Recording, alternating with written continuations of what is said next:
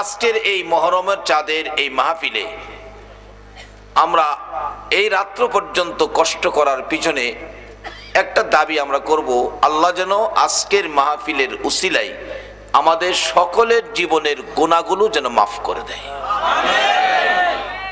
এই দাবিতে কি আপনারা সকলে একমত আছেন? যার জীবনে গুনাহ নাই তার মতো সুখী কেউ নাই। বাবারে, এই নবীর উম্মত যারা হইছেন আল্লাহর পক্ষ থেকে এর চেয়ে বড় চাওয়ার, এর চেয়ে বড় পাওয়ার আর কিছু নাই। এর চেয়ে বড় বাজেট আমার আল্লাহ করে নাই যারা আখিরি নবীর উম্মত হইছেন। যে নবীর শান ও মান, ইজ্জত, সম্মান, ক্ষমতা কত, পৃথিবীর কোন মানুষ নবীর শান ও মান, ইজ্জত, সম্মানের হিসাব করে কোলাইতে পারবে না। যেই নবী দুনিয়ার জমিন থেকে আঙ্গুল ইশারা করলে আকাশের চাঁদ 2 টুকরা। জ্ঞানী সমাজ, প্রশ্ন আপনাদের কাছে, পৃথিবীর এমন কোন শক্তি আছে আকাশের চাঁদটাকে 2 টুকরা করবে? কিন্তু আমাদের নবী, আল্লাহু আকবার বলুন।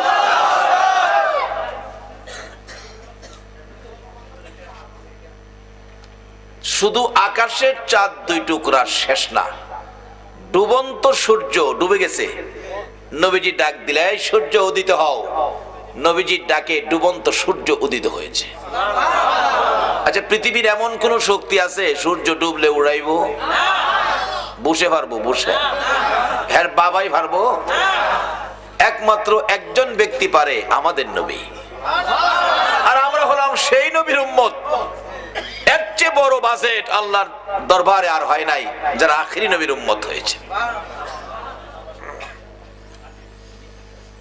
যে নবী মৃত গাছের নিচে বসলে মৃত গাছ নবীর ভালোবাসায় জীবিত হয়ে পাতালতা ফুল ফলে ভরপুর হয়ে যায়।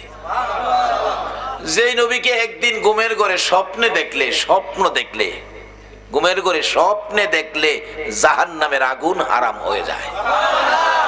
আজকাল মাহফিলের কষ্টের বিনিময় দ্বিতীয় দাবিটা হলো, আর কিছু দেখবা না দেখ, নবীজিকে যেন একদিন স্বপ্নে দেখায় দেয়। এই দাবিতে আপনারা একমত আছেন? এই দাবি আদায়ের জন্য পৃথিবীর 4 প্রান্ত থেকে লক্ষ লক্ষ মুসলমান মক্কা মদিনায় যায় হজের চাঁদে 2 লক্ষ 3 লক্ষ টাকা খরচ করে। দাবি কিন্তু দুইটা, ওই হজে যাইয়া গুনাহ মাফ লইব, নবীজির সাথে একটা সম্পর্ক করব। এই লাগি তো হজে যায়, নাকি এর বাইরে কিছু আছে? আবার আমাদের দেশে কিছু হাজির আছে এই নিয়ত নাই, যায় কিছু মার্কেটিং করতো। আওলাদে রাসূলের পক্ষে গেলে আপনার দাবি পুরা হওয়া যে কত সহজ, আসুন বাস্তবতায় যাই। ইরাকের একটি ঘটনা, আব্দুল্লাহ নামের একটা মুসলমান গরিব, তার কাজ ছিল জুতা সেলাই করত। জুতা সেলাই করে তার জীবিকা নির্বাহ হইতো, তার সংসার চলতো জুতা সেলাইয়ের পয়সা দিয়ে। কিন্তু মুসলমান গরিব তো জুতা সেলাই করে, কিন্তু তার জুতা সেলাই করলে কি হবে, তার উদ্দেশ্য কি দেখেন? জুতা সেলাই করে সারাদিন যে পয়সাটা রোজগার হয় তার থেকে কিছু পয়সা প্রত্যেক দিন আলাদা করে, এই পয়সাটা একদিন জমা হলে আমি আল্লাহ রাসূল খুশির উদ্দেশ্যে আমি হজ করতে মক্কা মদিনায় যাব। জুতা সেলাইয়ের পয়সার থেকে পয়সা রাখে মক্কা মদিনায় যাইব। আপনারা এখানে হাজার হাজার মানুষ, একজন মানুষ দাঁড়াইয়া বলতে পারবেন না আমিও আমার রোজগারের পয়সার থেকে 10টা টাকা করে মাসে জমা করতেছি, পারবেন? কেউ বলতে পারবেন না। উদ্দেশ্য আল্লাহ রাসূল খুশি করব। ওই আব্দুল্লাহ প্রত্যেক দিন জুতা সেলাই কত পয়সা রোজগার হয় তার থেকে পয়সা রাখে, জমা করতে করতে এক সময় অনেক পয়সা হয়েছে, হিসাব করে দেখে অনেক টাকা। এবছর খোঁজ নিলেন কে হজে যাবেন, খোঁজ করতে করতে কয়েকজন হাজির বাড়িতে গেল, আপনারা হজে যাবেন? আমাকে নিবেন? তুমি গরিব মানুষ, এত টাকা পাইবি কই? হজ করতে তো টাকা লাগে। আমি অনেক দিনে কিছু কিছু করে পয়সা জমা করে অনেক টাকা হয়েছে, যদি আপনারা দয়া করে নেন আমি হজে যাব, মক্কা মদিনায় যাব, জীবনের গুনাহ মাফ নেব, মদিনাওয়ালারে খুশি করব, আপনারা নেবেন? ঠিক আছে। 2 দিন পর একটা তারিখ দিলেন, ওই তারিখে আমরা কাফেলা রওনা হব ইরাক থেকে মক্কা মদিনার উদ্দেশ্যে, তুমি আমাদের সাথে লইও। ওই দিন ফাইসালা করে 3 তারিখ বিকালবেলা বাড়িতে যাচ্ছে, একটু দূরে দেখে রাস্তার কিনারে একটা মৃত দুম্বা পড়ে আছে। মৃত দুম্বার গোশত কাইটা একটা মহিলা বুরগা পরিহিত গোশত ব্যাগের ভিতরে ভরতেছে। আব্দুল্লাহ কয়, কি আশ্চর্য, মৃত দুম্বার গোশত ব্যাগে ভরতেছে, ব্যাপারটা আমি দেখি বাজারে নিয়ে আবার বিক্রি টিক্রি করে কিনা। অনেকক্ষণ তাকাইয়া রইছে, ব্যাগ ভর্তি গোশত। রওনা হয়েছে মহিলাটা, জায়গা পিছে পিছে যাইতেছে, কি করে দেখি। দেখে একটা বাড়ির ভিতরে ঢুকলো, বাড়ির গেটে আব্দুল্লাহ দাঁড়াইয়া রইল। একটু পরে একটা বাচ্চা মেয়ে বাহির হইল, ইরাকের ঘটনা বলছি। মেয়েটারে জিজ্ঞেস করলো, মা এই বাড়িটা কি তোমাদের? হ্যাঁ। একটা মহিলা গোশত নিয়ে আসলো, মহিলাটা তোমার কি হয়? ছোট্ট বাচ্চাটা বলল, চাচা উনি আমার আম্মু, আমার মা। গোশত আনলো কেন? কি করতেছে গোশত? গোশত বাবা রান্না বসাইছে। আব্দুল্লাহ কই কি আশ্চর্য, মৃত দুম্বার গোশতের রান্না বসাইছে? বলো কি, এটা তো মৃত দুম্বার গোশত আনছে তোমার মা। মেয়েটা দুইটা চোখের পানি ছেড়ে দিছে, বাবা মৃত হইলেও আমরা খাইতে পারবো, আমরা আওলাদে রাসূল, আমরা রাসূলের বংশের লোক। অভাবের তাড়নায় 4-5 দিন পার হয়ে গেছে, আমাদের চুলায় আগুন জ্বলে না, আমরা হাত পাততে পারি না, রাসূলের কলঙ্ক হয়। রাসূলের বংশের লোক ভিক্ষা করতে পারে না, না খাইয়া থাকতে থাকতে রাসূলের কলঙ্ক করি নাই। আমার মা আমাদের কষ্ট দেখে মৃত দুম্বার গোশত এনে রান্না বসাইছে, কারো কাছে হাত পাতে না। আমরা খেতে পারবো বাবা, তোমরা খেতে পারবা না। আব্দুল্লাহ কয়, প্রভু গো, ও প্রভু, যার ভালোবাসায় তুমি এত কিছু করেছো, সেই নবীর আওলাদ, সেই নবীর বংশ মৃত দুম্বার গোশত খাবে, আর আমি মক্কা মদিনায় হজ করতে যাব? ও আব্দুল্লাহ, তুই কি আওলাদে রাসূলের পাশে দাঁড়াবি না মক্কা মদিনায় যাবি? নিজেকে নিজে প্রশ্ন করেছে। জবাব আসছে, না, মক্কা মদিনায় যাব না। সবগুলো হজের টাকা আওলাদে রাসূলের বাড়িতে পৌঁছে দিয়েছে। আজকে সেই আওলাদে রাসূল নবীর আদরের নাতির ভালোবাসায় যদি আপনারা বসে থাকেন, আপনাদের দাবিগুলো পুরা হবে কিভাবে বোঝানোর জন্য বলছি। বাড়িতে চলে গেছে, সব টাকা দিয়ে দিছে, মক্কা মদিনায় যায় নাই। যেদিন হাজিরা রওনা হবেন ইরাক থেকে, হাজিরা বলছে আব্দুল্লাহকে খবর দাও। আব্দুল্লাহ আসছে, হ্যাঁ আমি যাব না, আপনারা যান, আমার টাকা খরচ হয়ে গেছে। তুমি বললে যাবে হজ করতে, আবার টাকা খরচ হয়ে গেছে, জি এবছর যাব না, আবার যদি পয়সা জোগাড় করতে পারি তাহলে যাব, আপনারা চলে যান। সব হাজিরা ইরাক থেকে, সমস্ত পৃথিবীর থেকে যারা আসার কথা সবাই এসে গেছে। খানায় কাবায় হাজিরা তোয়াফ শুরু করে দিয়েছে। ইরাকের হাজিরা দেখে সকলের আগে আগে আব্দুল্লাহ তোয়াফ করতেছে। আওলাদে রাসূলের ভালোবাসার বিনিময় কি? আল্লাহু আকবার বলো। বাবা, কে তোমরা আজকের মাহফিলের আয়োজক? কে আজকের মাহফিলে সাহায্য সহযোগিতা করেছো? তোমাদের নসিব ভালো, তোমাদের ভাগ্য ভালো। সকলের আগে আব্দুল্লাহ তোয়াফ করে। হাজিরা কয়, হ্যাঁ কইলো আইতো না, কিন্তু আমাদের আগে দেখা যায়। মিথ্যা কথা কইলো। তোয়াফের কাজ শেষ করেই তাকে ধরবো, কিন্তু তোয়াফ শেষ করে আর আব্দুল্লাহকে পায় না। ইরাকের মুসল্লিরা নামাজের আগের কাতারে আব্দুল্লাহ, সবাই চায় থাকে, হ্যাঁ কইলো আইতো না, নামাজ শেষ করে জিগামু। নামাজ শেষ করলে আব্দুল্লাহ নাই। মদিনায় গেল, মদিনাতে একই অবস্থা, আগের কাতারে আব্দুল্লাহ, নামাজ শেষ করলে পায় না। সবাই টেনশন, কি করলো? হ্যাঁ কইলো আইতো না, দেখি না, পাই না, দেখলে পাই না। ঘটনা কি? হজ করতে গিয়ে সবার হজ শেষ হলে ইতিহাস লেখে ওই বছর 5 লক্ষ হাজি হজ করতে আসছিল সারা পৃথিবীর থেকে। 5 লক্ষ হজ করে ইরাকের হাজিরা বাড়িতে আইসা সকলে আব্দুল্লাহর বাড়িতে গেল। তুমি না কইলে হজে যাবে না, কিন্তু সকল কাজের আগে তোমাকে দেখছি। মিথ্যা কথা কইলা? আব্দুল্লাহ কয়, না আমি তো মিথ্যা কথা বলছি না। মুসলমান তো কোনোদিন মিথ্যা কথা, পিসের মানুষ কি কর, মুসলমান কি মিথ্যা কথা কয়?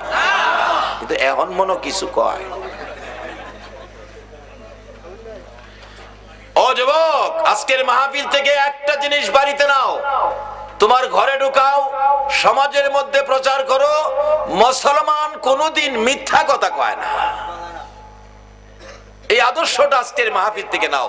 এই সত্যকে প্রতিষ্ঠিত করতে যাই তো নবীর কলিজার টুকরা হুসাইন নির্মম ভাবে জীবন দিতে হয়েছে।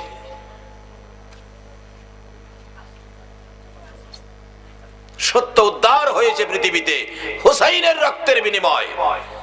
আজকে সেই সত্যকে যদি গোপন করো, হুসাইনের রক্তের সাথে বেঈমানি করা হবে মুসলমান।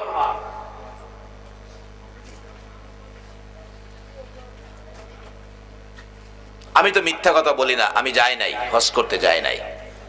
কি বলো, তোমাকে আগে দেখলাম, তুমি বলো যাও নাই।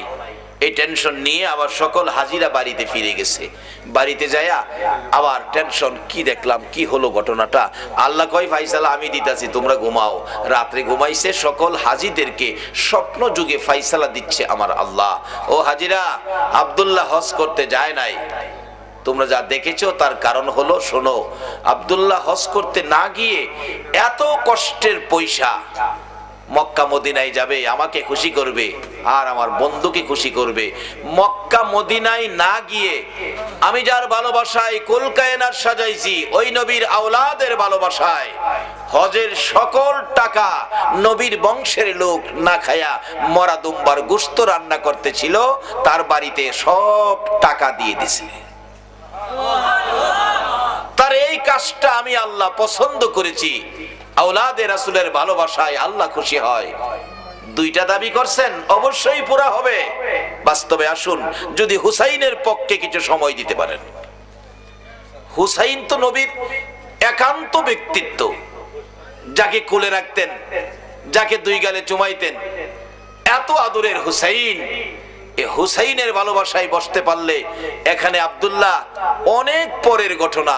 আওলাদে রাসূলকে খুশি করলে আল্লাহ পাক তার প্রতি খুশি হইয়া মক্কা মদিনার হজ প্যাকেট করে ইরাকের জমিনে আব্দুল্লাহর বাড়িতে পাঠিয়ে দিয়েছে।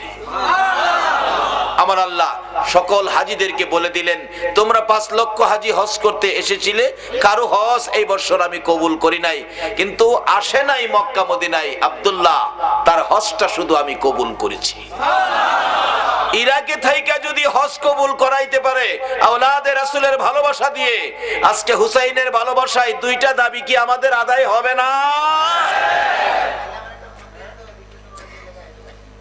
আল্লাহ বলে দিলেন, হাজিরা, তোমাদের কারো হজ আমি কবুল করি নাই, একজনের হজ কবুল হয়েছে, আব্দুল্লাহ, অথচ মক্কা মদিনায় আসে নাই, ইরাক থেকে হজটা কবুল করেছি আমি আল্লাহ। শুধু আব্দুল্লাহর হজটাই শুধু কবুল, আর কারো হজ কবুল হয় নাই। আব্দুল্লাহর হজের উসিলাতে তোমাদের হজটা আমি আল্লাহ কবুল করেছি। কাজটা কি ছিল?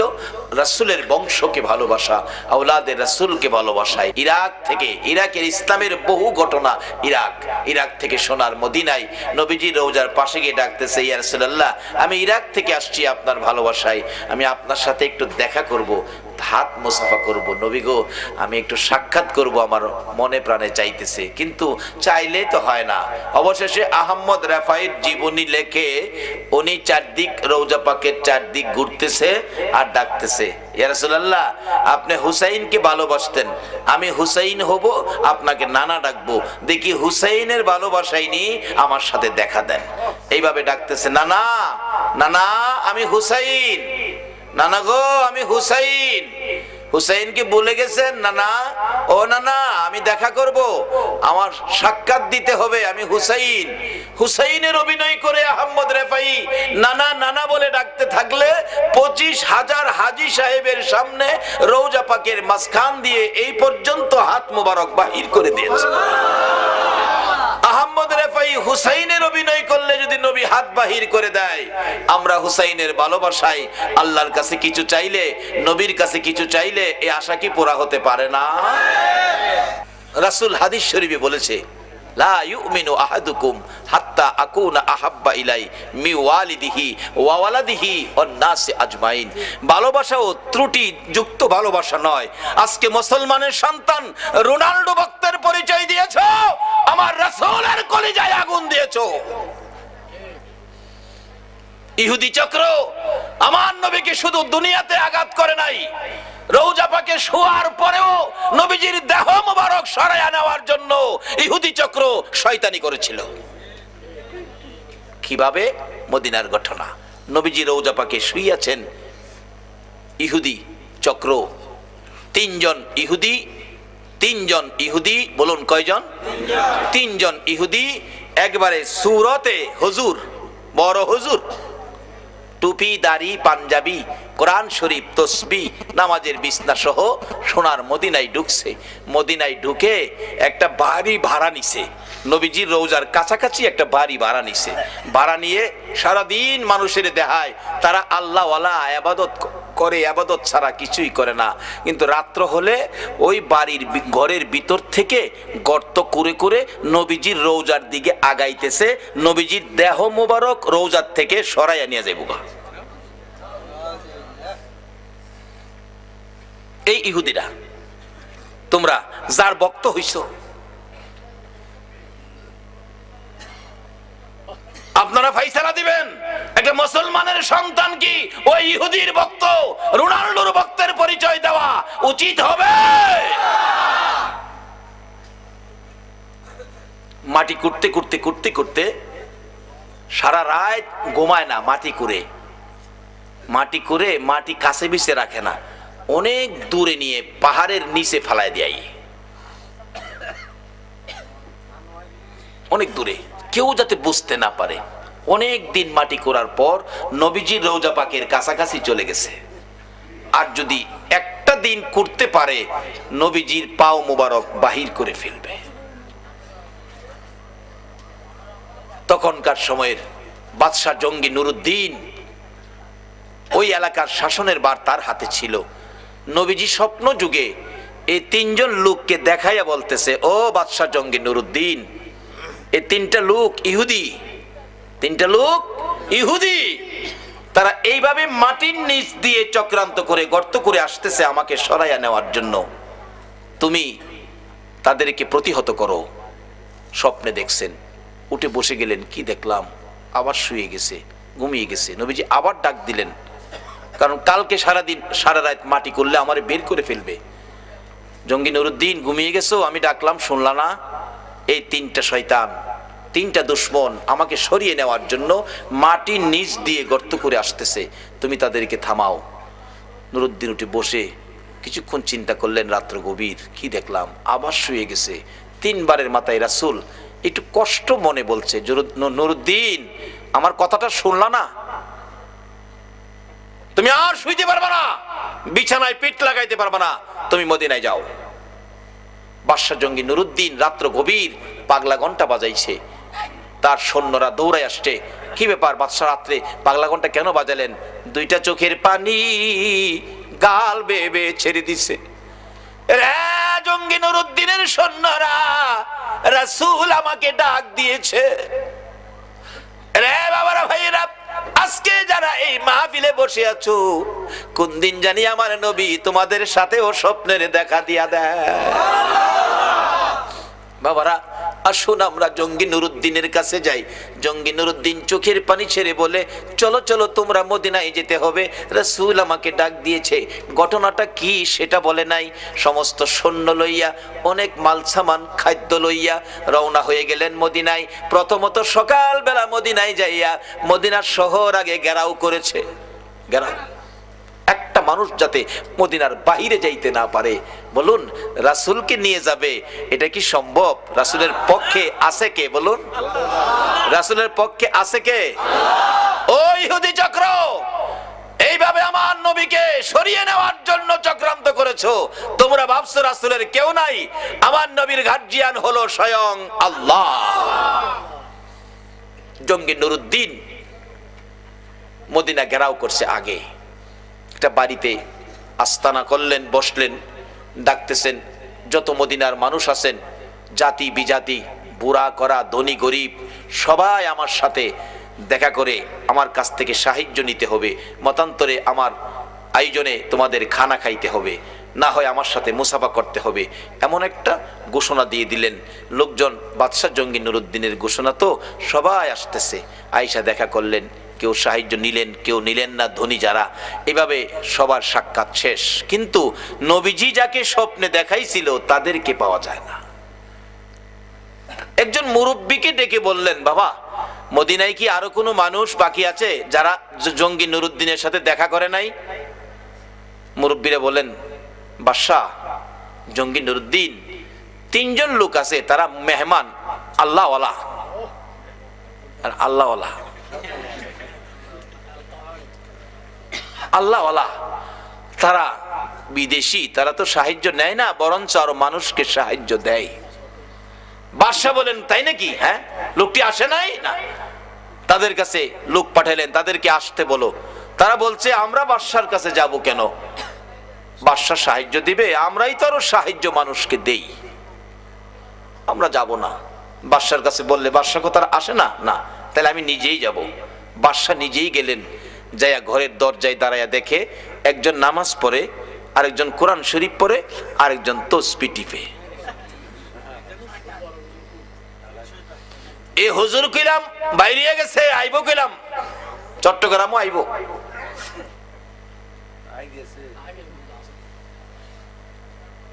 বিস্তারিত আর কইলাম না, আইব। তাদের কাছ থেকে ঈমান বাঁচাইতে হলে একটাই পক্ষ, নবী মুহাম্মদুর রাসূল। নবীর ভালোবাসার প্যাকেটে ঢুকে যান।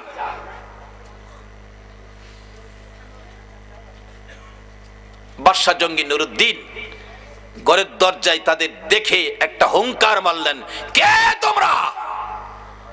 নামাজির নামাজ ছুটে গেছে, কোরআন পড়বে, কোরআন পড়া বন্ধ, তসবিহ হাত থেকে পড়ে গেছে। পিছনে তাকায়া দেখে বাদশা জঙ্গি নুরুদ্দিন, যাকে রাসূল নির্দেশ করেছে যাও। এবার চেহারা দেখে তারা বলছে আমরা, তোমরা এখানে কি করো? বাদশার হুকুম মানলে না?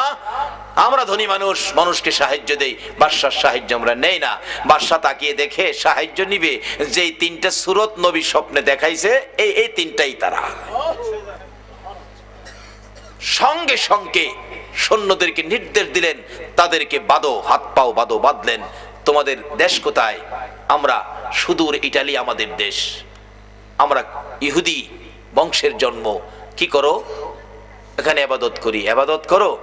খাটের নিচে একটা চাটি, চাটিটা টান দিয়ে সরাইয়া দেখে বিরাট বড় গর্ত। বাদশা জঙ্গি নুরুদ্দিন গর্তের ভিতরে নামলেন। নাইমা যাইতে যাইতে যাইতে যাইতে দেখে একবারে নবীজির রওজা মোবারকের কাছে চলে গেছে। আর একটা দিন যদি গর্ত মাটি করতে পারতো, নবীজির পাও মোবারক বাহির করে ফেলতো। বাদশা জঙ্গি নুরুদ্দিন তাদেরকে উঠাইয়া ময়দানে নিয়ে প্রমাণ করলেন, এই যে দেখো নবীর দুশমন, সূরত কিন্তু হুজুর। সূরত কি? হুজুর। বাদশা জঙ্গি নুরুদ্দিন প্রমাণ করে দিলেন, এই যে দেখো নবীর দুশমন। আমার নবী স্বপ্ন যুগে বলেছে, বাদশা জঙ্গি নুরুদ্দিন এই তিনটা লোক এইভাবে গর্ত করে আসতেছে, আমাকে সরিয়ে নেওয়ার জন্য তাদেরকে তুমি ধরো। এই যে পেলাম, এই যে দেখেন আপনারা গর্ত করে নবীজি রওজার পাশে চলে গিয়েছিল। এরপরে বাদশা জঙ্গি নুরুদ্দিন নির্দেশ করলেন, নবীজির রওজার চারপাশে নিচ থেকে গর্ত করে, গভীর গর্ত করে, সীসা ঢালাই করে একটা বাউন্ডারি দাও। সীসা ঢালাই, যাতে কোনো শত্রু এই আক্রমণ আর কোনোদিন না করতে পারে। আমার আল্লাহ বলেন, বাদশা জঙ্গি নুরুদ্দিন রে, আমার বন্ধুর হেফাজতের জন্য তুমি সীসা ঢালাই করে দেওয়াল নির্মাণ করেছো। আমি আল্লাহ আজ থেকে কিয়ামত পর্যন্ত বন্ধুর হেফাজতে ফেরেশতা নিযুক্ত করে দিলাম। তাকবীর, আল্লাহু আকবার। ইয়া রাসূলুল্লাহ, ইয়া গাউসুল্লাহ, সুন্নাত ওয়াল জামাত জিন্দাবাদ, জিন্দাবাদ। বাবারা ভাইরা, মদিনার পরিবেশ, মক্কা যদিও আমাদেরই কিবলা, কিন্তু যায়া দেখেন মক্কায় ফেরেশতা নিযুক্ত করে নাই, মদিনায় ফেরেশতা নিযুক্ত হওয়াতে যারা হজ করতে গিয়েছেন, যারা মদিনায় চাকরি করতেছেন, আমি আপনাদের কাছে আবদার রাখবো, মদিনার পরিবেশ আর মক্কার পরিবেশ এক না কিছু ব্যবধান আছে? মদিনার পরিবেশ এত শান্ত, আল্লাহু আকবার বলো, কিন্তু মদিনায় শান্ত পরিবেশ, মক্কায় হাউকাউ। কোন কোন এলাকায় আছে ঢাকা গুলিস্তানের মতো দোকানদারিরা দোকানদারি করে, 500 টাকা দাম চাই, 50 টাকা হলে বিক্রি করে। মদিনায় বিক্রি 45 টাকা দামের একটা পাঞ্জাবি, 45 টাকা। আমি বারবার বলছি, ওয়াহেদ কালাম আখের কালাম, মানে একটা শেষ কথা কও। এ ডাকতেছে, ইয়া হাজি ওয়াহেদ কালাম আখের কালাম, কোনো কথা নাই, এক কথা। কোনো কথা নাই। আর মক্কায় দেখি 500 টাকা দাম চাই, 50 টাকা বিক্রি করে না। আচ্ছা, যে বেচারা এই জিনিসের আইডিয়া নাই, হ্যাঁ তো 500 কইলে মিনিমাম 300 কইব, তাহলে হ্যাঁ ঠগাইলো না? কিন্তু এই ঠগানের সুযোগ সোনার মদিনায় নাই।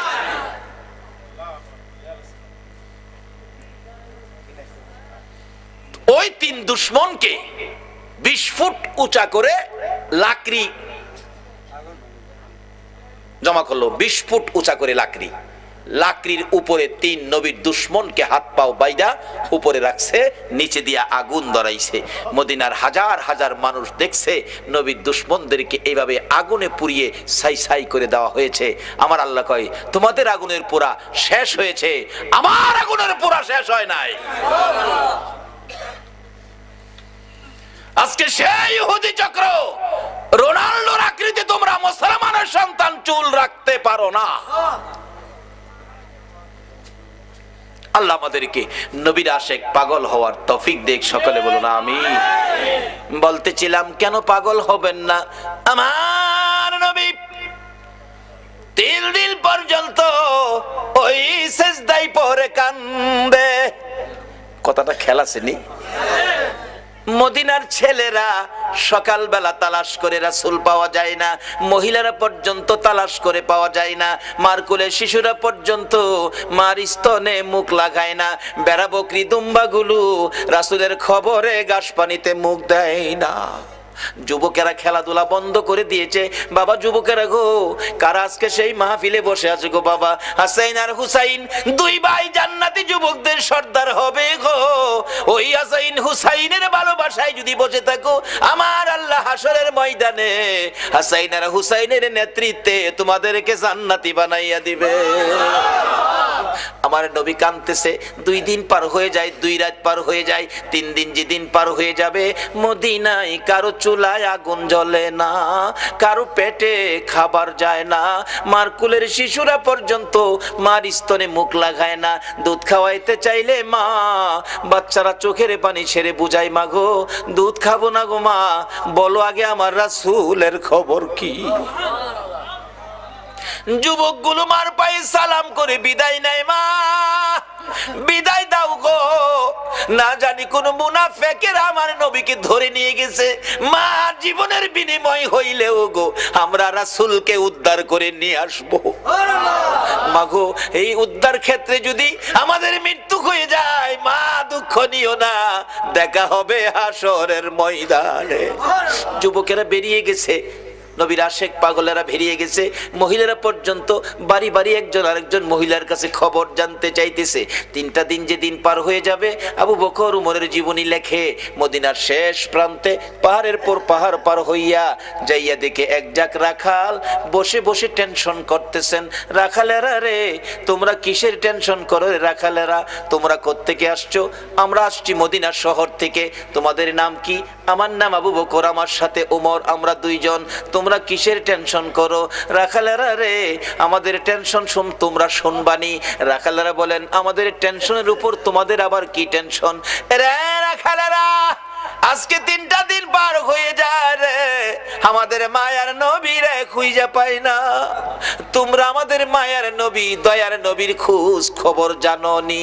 রাখালেরা বলেন, এরে আবু বকর উমর, আমরা তো তোমাদের মায়ার নবী দয়ার নবী চিনি না, তবে আমরা যাকে নিয়ে টেনশন করতেছি আজকে 3টা দিন পার হয়ে যায় রে, একটা মায়ার মানুষ রে, একটা নূরের পুতুল রে, পূর্ণিমার চাঁদের মতো চেহারা, ওই পাহাড়টার নিচে আজকে 3টা দিন হলো সিজদায় পড়ে উম্মতি উম্মতি বলে কান্দে রে আবু বকর। ওই লোকটার দিকে তাকাইয়া আমাদের সকল রাখালের বেড়া বকরি দুম্বাগুলো এক নজরে তাকায়া তাকায়া কান্দে, ঘাস পানিতে মুখ দেয় না। আমরা টেনশনে আছি, এই বেড়া বকরি দুম্বা 3 দিন পার হয়ে গেল, না খায়া কত থাকবে, এখান থেকে নি সরিয়ে নেওয়া যায়। আমরা আঘাত করেছিলাম বেড়া বকরি দুম্বাগুলো সরিয়ে নেওয়ার জন্য। এরে আবু বকর ওমর, এত মার মারছি রে, কোন বেড়া বকরি দুম্বার চামড়া ফাইটা গেছে রে, তারা মার খাইতে রাজি রে, এই লোকটার কাছ থেকে যাইতে রাজি না। আবু বকর একটা চিৎকার মারছে, ওমর যার মায়ায় বেড়া বকরি দুম্বা কান্দে রে, আমাদের রাসূল পাগল পাগল হইয়া দৌড়াইয়া কাছে যাইয়া দেখে আমার নবী সেজদায় পড়ে 3টা দিন পার হয়ে গেছে, 2টা রাত্র পার হয়ে গেছে। আমার নবীর ঘুম নাই, খাবার নাই, বিছানা নাই, এক সেজদায় 3 দিন। বলুন কার মায়ায় নবী কান্দে? আরে দয়ালো নবী প্রেমের ছবি আর আসবে না জগতে, আমার দয়ালো নবী প্রেমের ছবি আর আসবে না। হাসর দিনে উম্মত বিনে, হাসর দিনে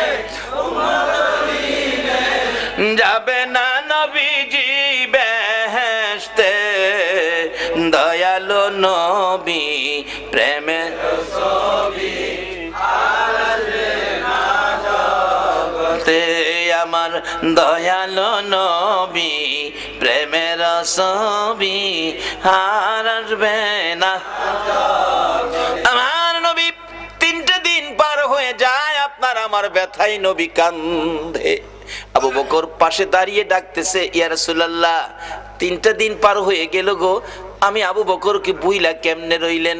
আপনি মক্কা থেকে হিজরত করে মদিনায় যাবেন 6 মাস আগে আমার কানে খবর দিয়েছিলেন, আজকে 3টা দিন পার হলো শহর থেকে বেরিয়ে মদিনার পাহাড়ে চলে যাবেন, একটু খবর আমারে দিলেন না। হুজুর বুঝেছি উম্মতের ব্যথা লইয়া বুঝি কান্দেন। নবী গো আর কানতে হবে না, আমি আবু বকরের তামাম জিন্দেগীর নেকি আপনার উম্মতের জন্য দান করে দিলাম। আমার নবী আবু বকরের কথায় মাথা উঠাবে না, আমার আল্লাহ যদি ফায়সালা না দেয় নবী শুনবে না। ওমর ডাকলেন, আমি সব নেকি দান করে দিলাম, মাথা উঠায় না। দুইজন একজনের দিকে আরেকজন তাকায়, রে আবু বকর। আবু বকর ডাকে ওমর, কেমনে রে নবীরে মদিনায় নেওয়া যাবে? ওমর একটা ফায়সালা দিলেন মদিনা নেওয়ার জন্য। কি করতে পারি? আসো আমরা মদিনার থেকে অনেক সাহাবী মিলে আসি নবীর দরবারে। শত শত সাহাবীরা ডাক দিলে নবী মাথা উঠাবে, সাহাবীদের জন্য নবীর অনেক মায়া আছে। এবার ডাকতেছে ওমর, রে আবু বকর তুমি ডাক দিলা, আমি ডাক দিলাম, মাথা যখন উঠায় না রে, সাহাবীরা ডাকলে নবী মাথা উঠাবে না। এমন একজন ব্যক্তি, এমন 2জন ব্যক্তির নাম আমি ওমর বলবো, আমার মন কই তারা ডাক দিলে নবী মাথা উঠাবে। কার কথা বলবি? আবু বকর বলতেছেন। ওমর বলে, এরে আবু বকর, আমি একদিন দেখেছি মসজিদে নববীর বারিন্দায় নবীজি বসে আছে, কোত্থেকে জানি 2 ভাই হাসাইন আর হুসাইন দৌড়া এসে নবীজির গলায় ধরে ডাকতেছে, নানা গো, নানা, নানা গো, মদিনার ছেলেরা ঘোড়া দৌড়াই গো নানা, আমরা 2 ভাইয়ের মন চাই ঘোড়ার উপরে উঠতে, আমরা একটা ঘোড়া কিনা দিবেননি? আমরা 2 ভাইকে ঘোড়া দৌড়াইবার সুযোগ করে দিবেননি? আমার নবী বলেন, তোমাদের বাবার কাছে মার কাছে যাও, টাকা দিলে ঘোড়া কিনা দিব।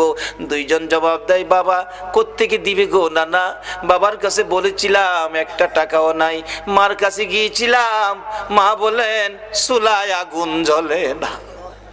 নানা তুমি দিবানি একটা ঘোড়া কিনা, আমরা 2 ভাইয়ের ঘোড়া দৌড়ানির স্বাদ মিঠাইয়া দিবানি।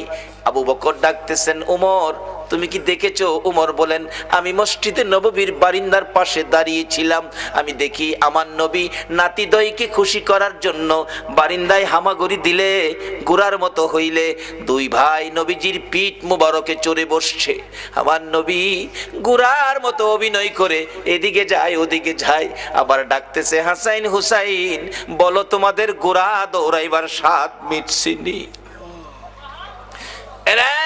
আবু বকর আমি ওমর দেখেছি, মুস্কি মুস্কি হাসতেছিলাম এই ঘটনা দেখে। আমার নবী প্রশ্ন করে, এরে ওমর হাসতেছো কেন? হুজুর হাসি কি ভাগ্য, হাসাইন হুসাইন কত দামি ঘোড়ার উপর সওয়ার হয়েছে। আমার নবী চোখের পানি ছেড়ে দিলেন, এরে ওমর শুধু দামি ঘোড়াটাই দেখলা তুমি, যারা ঘোড়ার পৃষ্ঠে বসেছে তারা কত দামি তুমি দেখলা না? আমার নবী এত আদর করতেন হাসাইন আর হুসাইনকে। এমনি সময় উমর ফারুক ডাকতেছে, আমি দেখেছি নবী দুই নাতির দুই গালে চুমাইতেছে। খুশি হইছনি নাতি, তোমরা দুইজন ঘোড়া দৌড়ানের স্বাদ মিটছেনি। ও আবু বকর, আমার মন কয় এই দুই নাতি হাসাইন হুসাইন যদি না না না না কইয়া ডাকে রে, আমার নবী সব ভুলে যাবে। না না না ডাকে জবাব দিয়ে মাথা উঠাবেন। মদিনায় চলে গেলেন, খবর পৌঁছে দিলেন আলীর কাছে। আলী রে, পাওয়া গেছে রে নবী রে। নবী উম্মতের মায়ায় কান্দে, মাথা উঠায় না। কার মায়ায় কান্দে? কার মায়ায়? কিন্তু আমরা কি করলাম নবীর জন্য? আমরা কি করলাম? আজকে থেকে একটা আদর্শ বাড়িতে নেন, তাহলে নবীর কান্না সার্থক, আমাদের জীবন ধন্য। দুইজন খুশি করার জন্য নবী এই অভিনয়টুকুন করেছেন। ওমর বলেন এই দুইজনে ডাকলে শুনবো।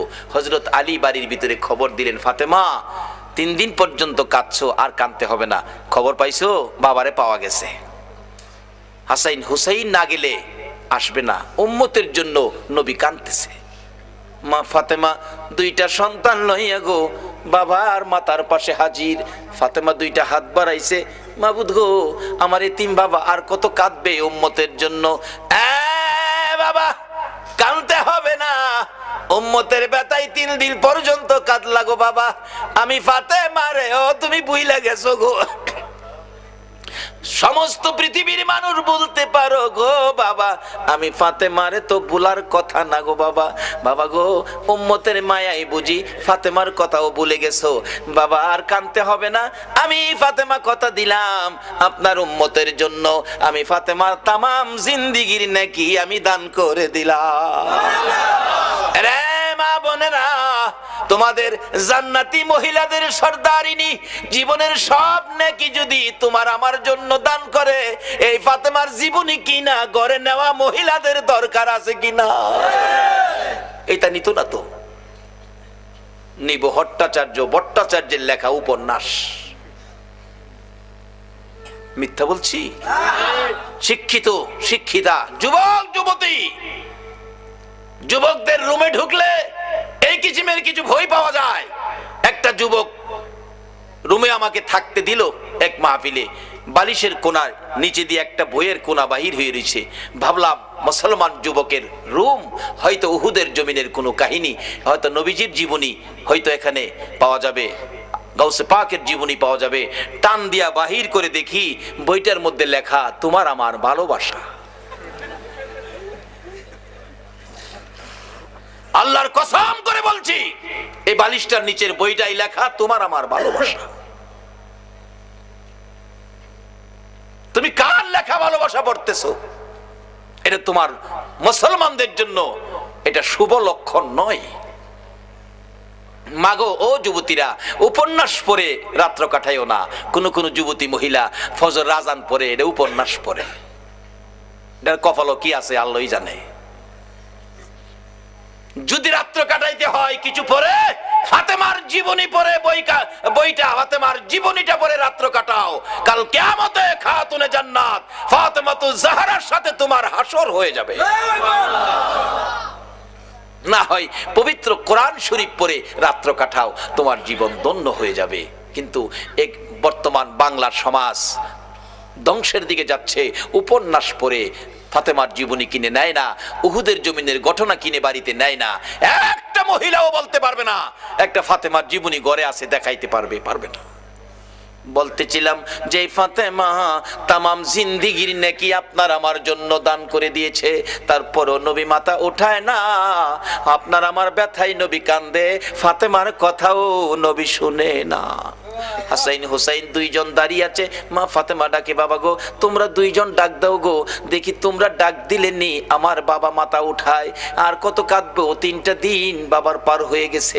2জন 2 দিকে নানা কইয়া ডাকতেছে। হুসাইন ডাকতেছে, নানা গো দুনিয়ার সব মানুষ বলতে পারো গো নানা, আমি হুসাইন রে কেমনে বইলা গেলা গো না।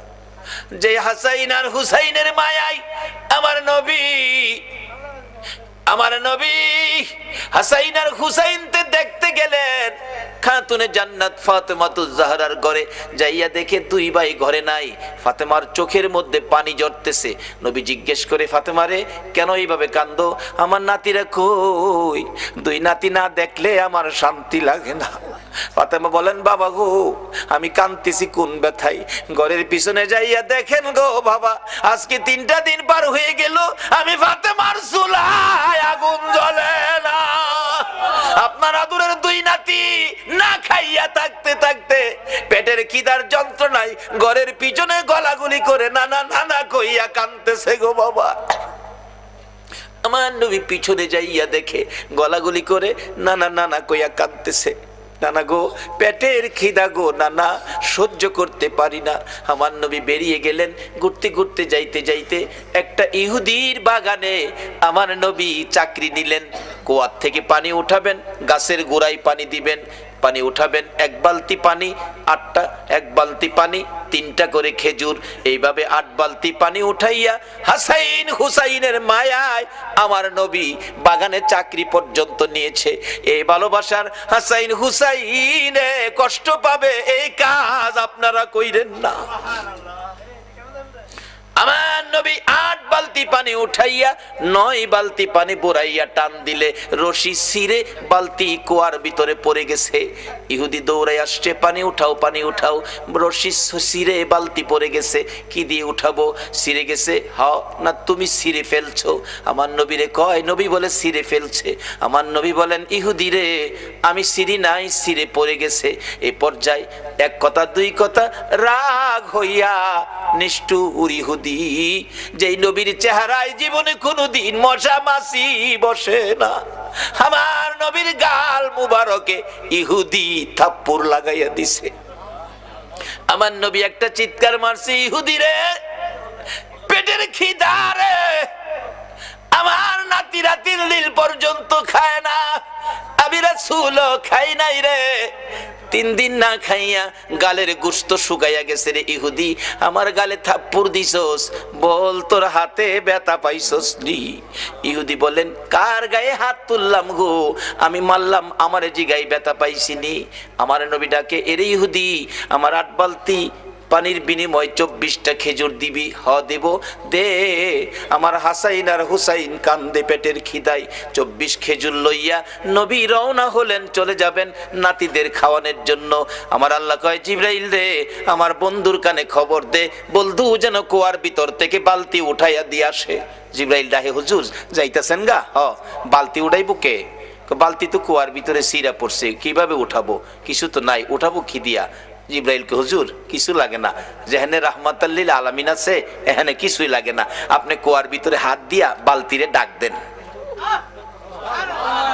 সুবহানাল্লাহ, আসতে কইলেন?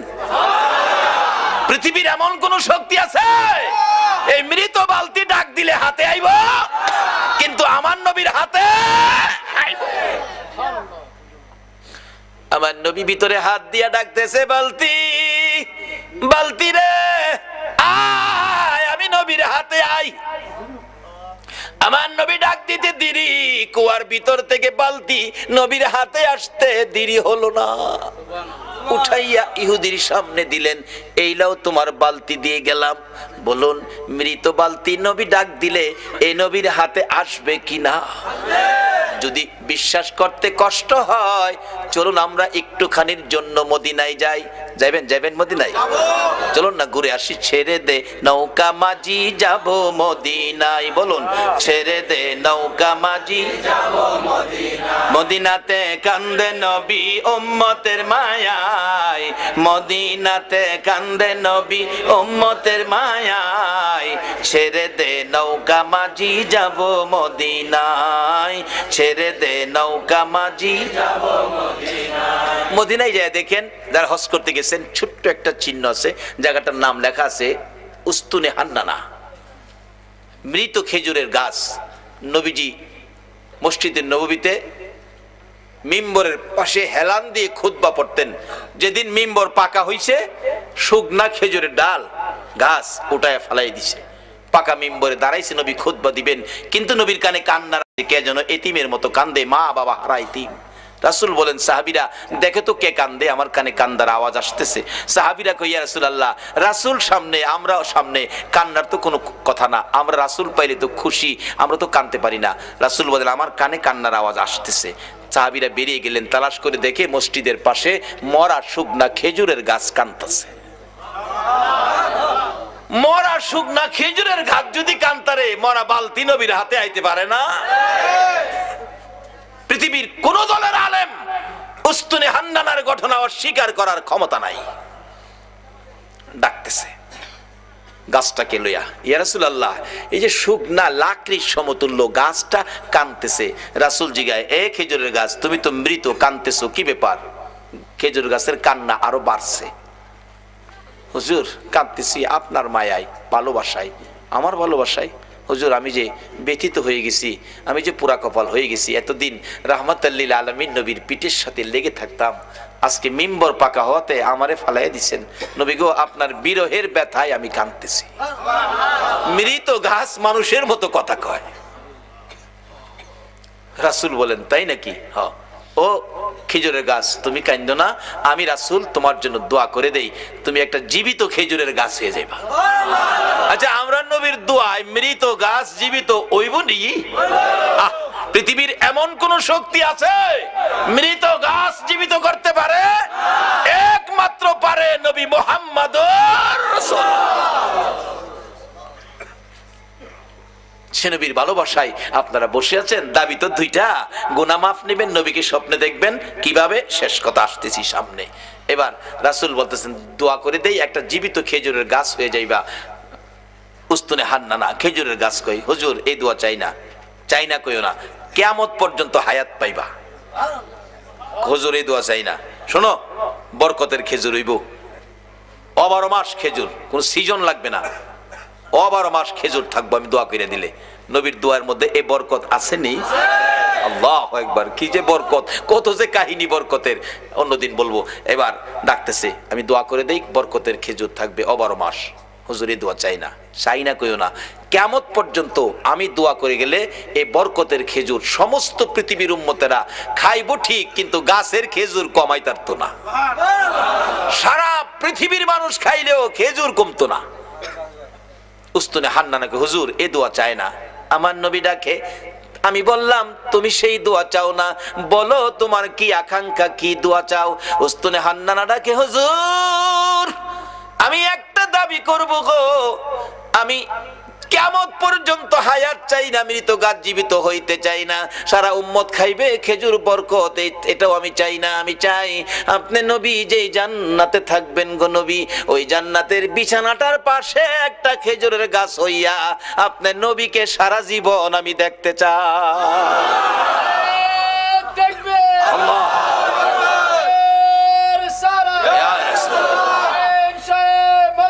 জিন্দাবাদ জিন্দাবাদ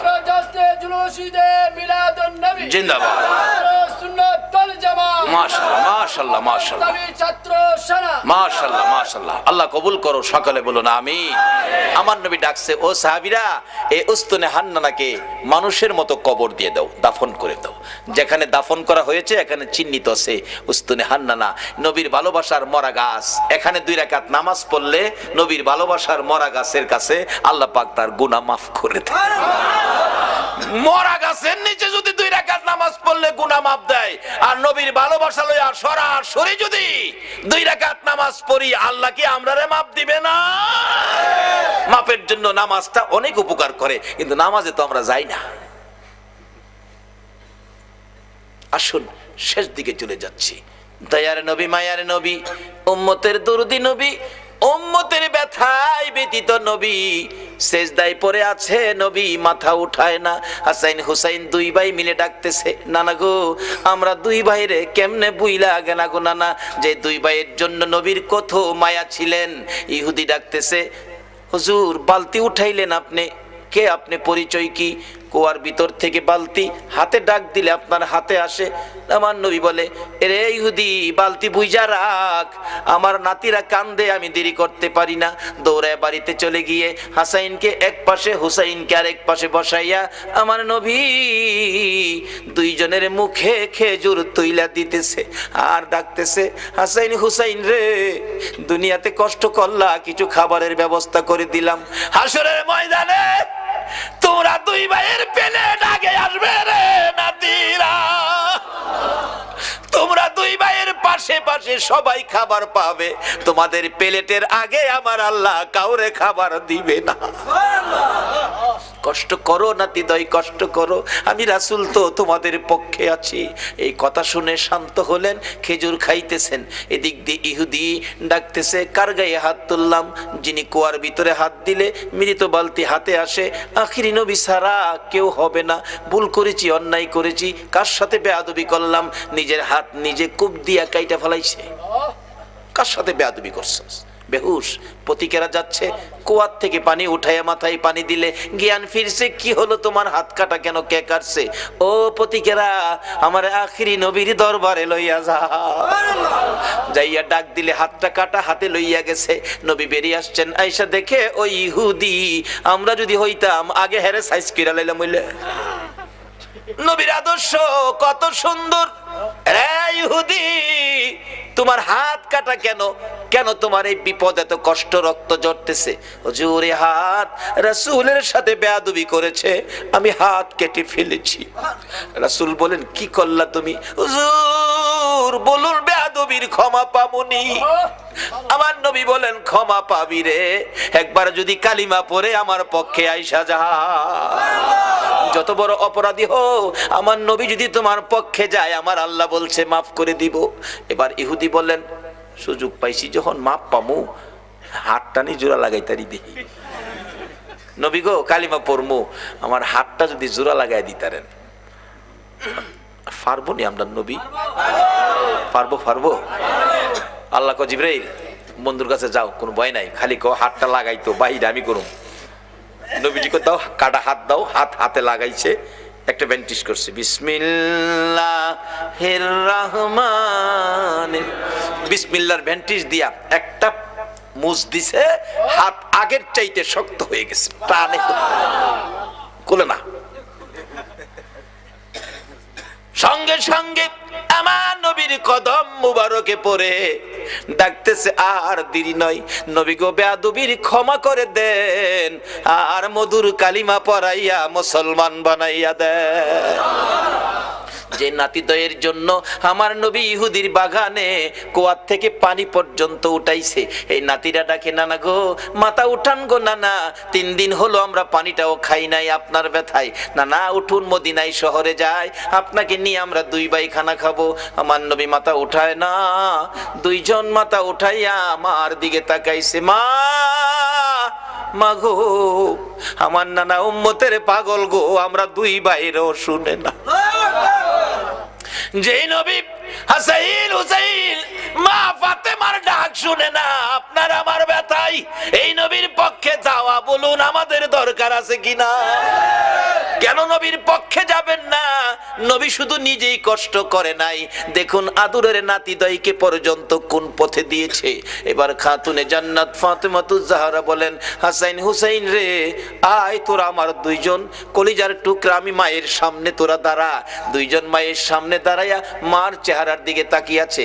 মা 2টা হাত বাড়াইয়া আমার নবীর দিকে তাকাইয়া ডাকে, মাবুদ, আমার এতিম বাবারে আর কত কান্দাই, আমি ফাতেমা সইতে পারি না গো মাবুদ, আর আমি সহ্য করতে পারি না। এতিম বাবা 3 দিন হলো খাবার নাই, ঘুম নাই, গোসল নাই, আরাম নাই, উম্মতের ব্যথায় কান্দে। মাবুদ গো, কত কাঁদবে গো আমার বাবা, আর কাঁদতে দিব না। আমি মা হইয়া 2টা হাত বাড়াইলাম, আমার 2টা সোনার পুতুল, আমার 2টা কলিজার টুকরা হাসাইন আর হুসাইন, আমার বাবার উম্মতের নাজাতের জন্য আমি কুরবানি করে দিলাম।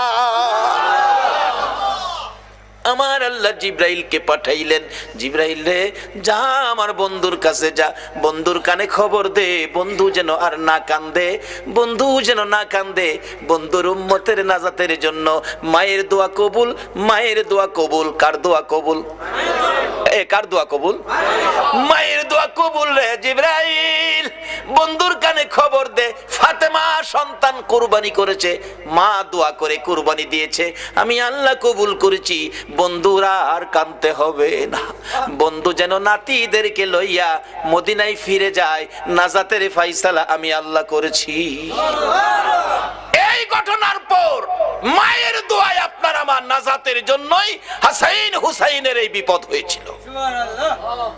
আজকে আমাদের জন্য নবীও কষ্ট করে আদরের নাতি দইকে পর্যন্ত বিলীন করে দিলেন। আমরা কি সে নবীর আদর্শে যাইতে রাজি আছি? যে মার দোয়া কবুল হয়, মার সাথে সম্পর্ক পরিষ্কার করতে রাজি আছি? কই, কেউ তো করলেন না। সন্ধ্যার সময় বাড়িতে যাওয়ার সময় এই মার জন্য কেউ কিছু নিছেন? মা কি খাইলে খুশি হয় কেউ কি চিন্তা করছেন? নিজে খাইয়া নিজের ছেলেমেয়ের লেগে প্যাকেট করে মারেও দেখাইছে না, নিয়া বিবির হাতে দিছে, খাওয়াইলেও। রাসূল বলেছে মা বাবারে সন্তুষ্ট করতে। 4টা কমলা যদি নিতে পারি মা বাবা খাইয়া খুশি হবে রে, কিন্তু টাকা নাই, মাত্র 20 টাকা। 4টা নেওয়া দূরের কথা, 2টা নিলেও আমার টাকা হয় না, 25 টাকা দরকার। দোকানদার কয় মাল লেগে নিবেন? দেন 5 টাকা কমই দেন, 2টা কমলা নেন। 2টা কমলা লইয়া বাড়িতে যাইয়া বিবির ঘরে গেল না। আল্লাহু আকবার বলো। বিবি বাচ্চা যেই ঘরে থাকে সেই ঘরে গেল না, মা বাবার রুমের দরজায় ছোট্ট করে ডাক দিছে, মা গো মা। বলুন ডাক যত ছোট্টই হয়, সন্তান বাড়িতে না আসা পর্যন্ত একটা মানুষ আছে গো, ঘুমায় না। বলুন এই মানুষটাকে। মার ঘরের দরজায় দাঁড়ায় ছোট্ট করে ডাক দিলেন, মা, মা গো ঘুমিয়ে গেছো গো মা। চট করে মা জবাব দিলেন, বাবা ফারুক আইছো? হ বাবা আইছি।